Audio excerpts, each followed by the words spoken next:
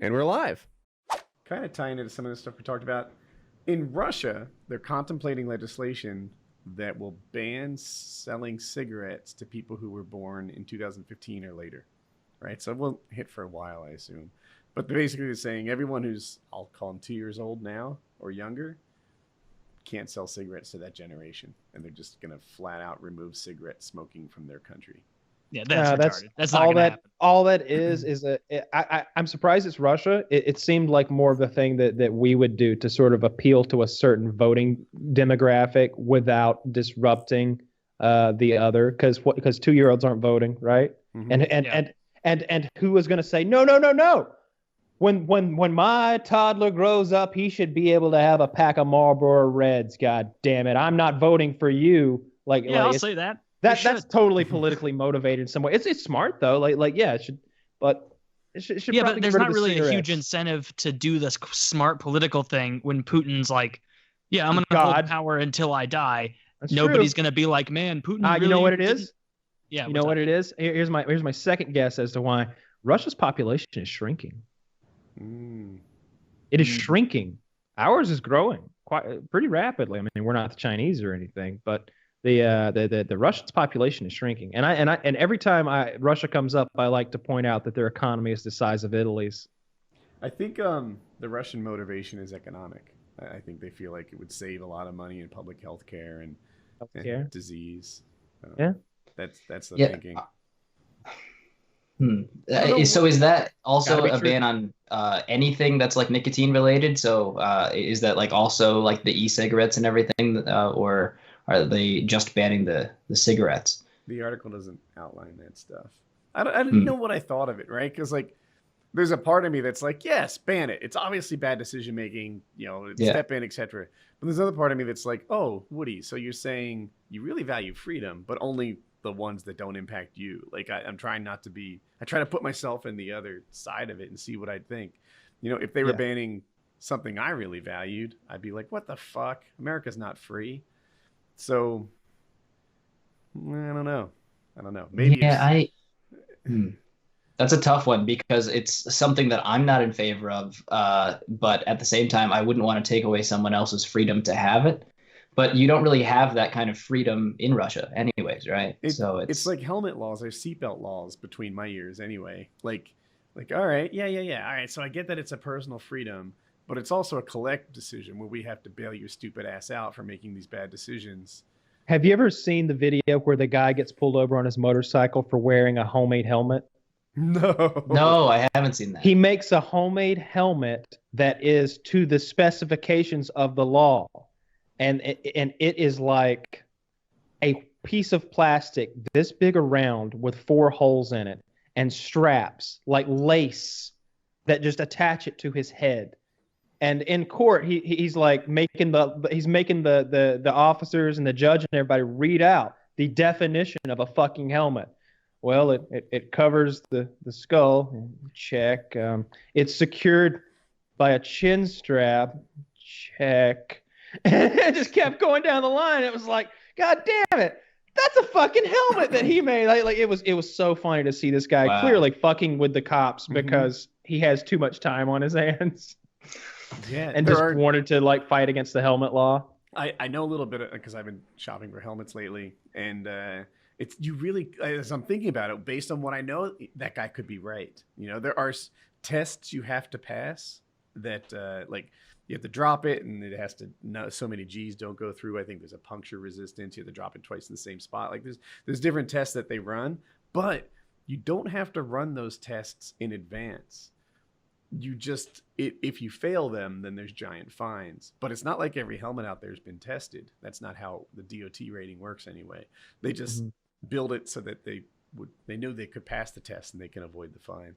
So yeah, this guy could totally make his own fiberglass and paper mache helmet, not have it tested, and be legal. I don't think a helmet should be required if you are fully insured.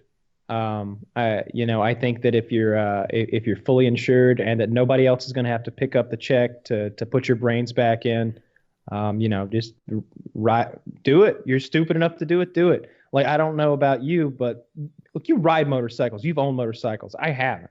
I got on one once and went to the end of the street and back and was like, that's an incredible amount of power. Please no more. Like this is like this is too much. I'll kill myself if I get on this, and if I hit a fucking rabbit at night, et cetera, et cetera. It was too scary. It was too much. I knew I'd die. But yeah. I would never get on that thing without a helmet and full gear. Like I'm kind of an accessory guy anyway. Like if I'm going to be into something, I'm going to have all the cool shit that comes along with it, whether it's guns or virtual reality or fucking, whatever. So I would totally have like the full like gear with I've noticed on the back, it's almost like a shield in your back to protect you from that road rash.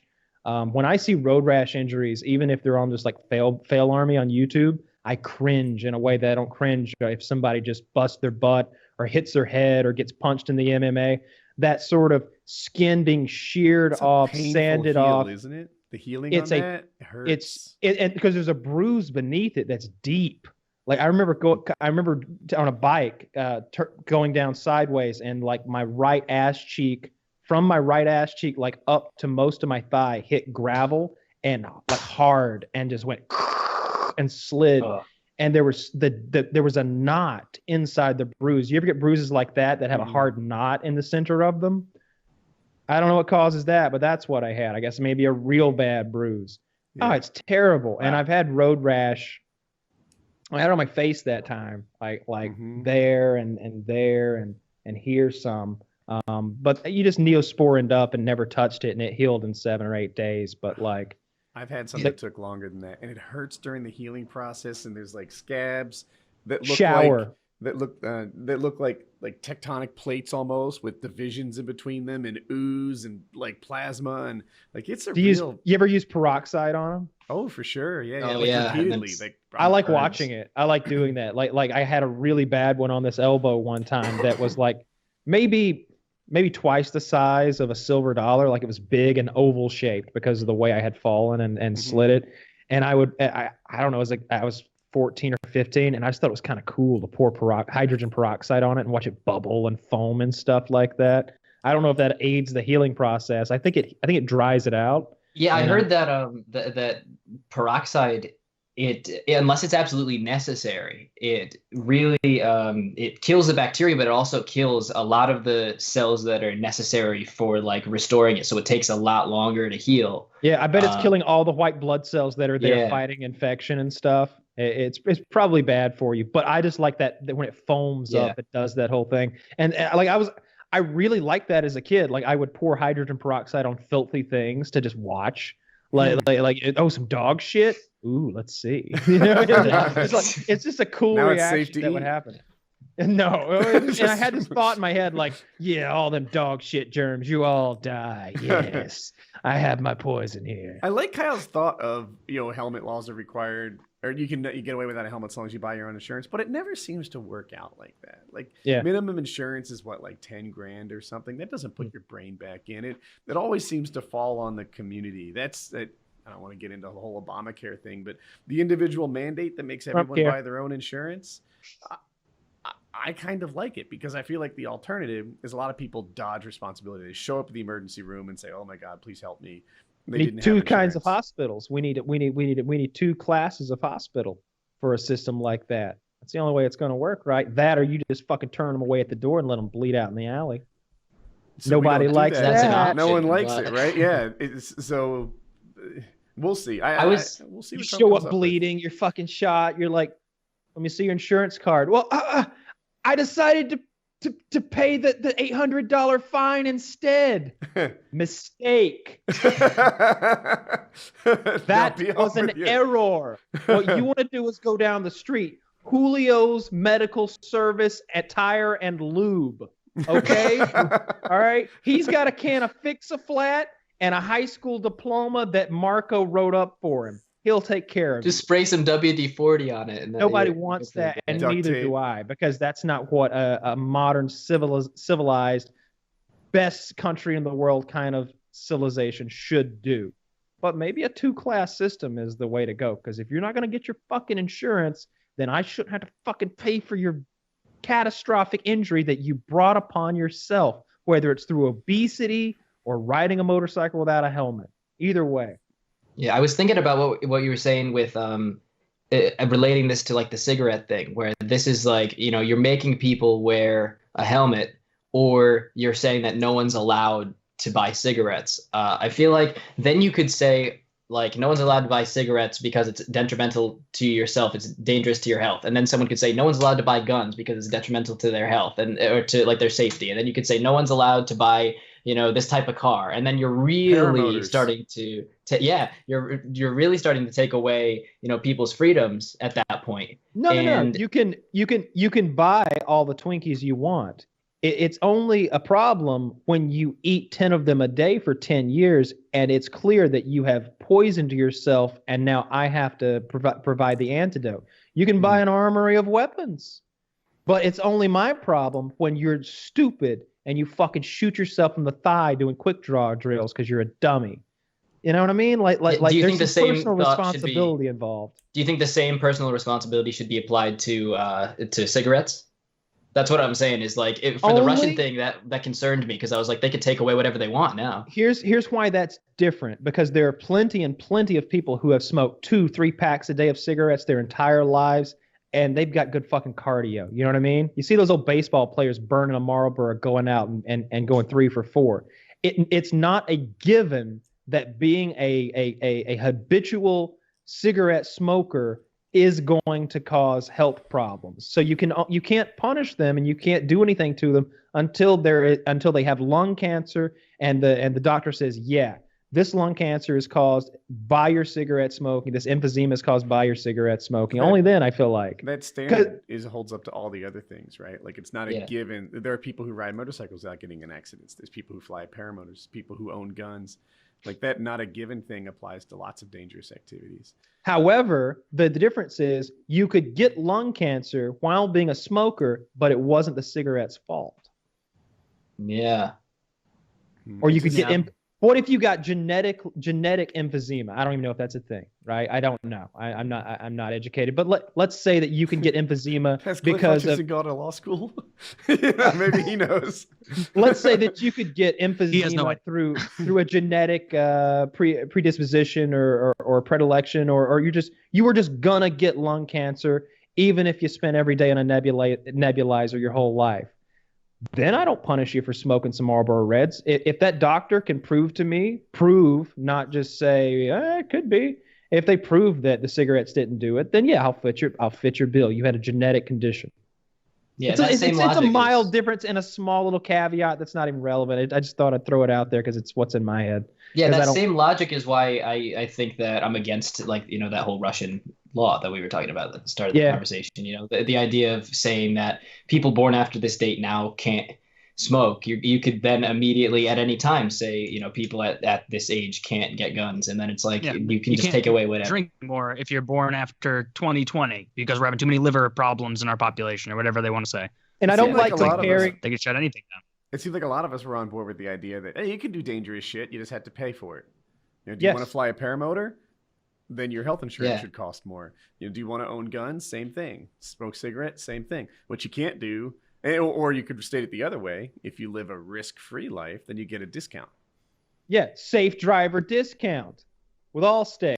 That's what you get. Everybody should have one of those things. Boop, stuck in the back of their head, just measuring their bloodstream all the time, the whole thing. Your insurance rate is based on how many G-forces you take in during a week, how much, if you're accelerating too fast in your car, if you're fucking doing Taekwondo in your spare time without telling anybody, taking head kicks every weekend. They call Kyle up like, you got an adrenaline rush on Tuesday, explain yourself. It was the VR, I got the new thing. I'm sorry, I was just masturbating, I promise.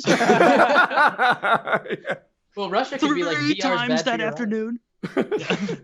Yeah, Russia could be like, that's bad for your eyes. No VR after 2020, and then it's crazy. I think that whole idea of just restricting something entirely is pretty. Yeah, I don't like.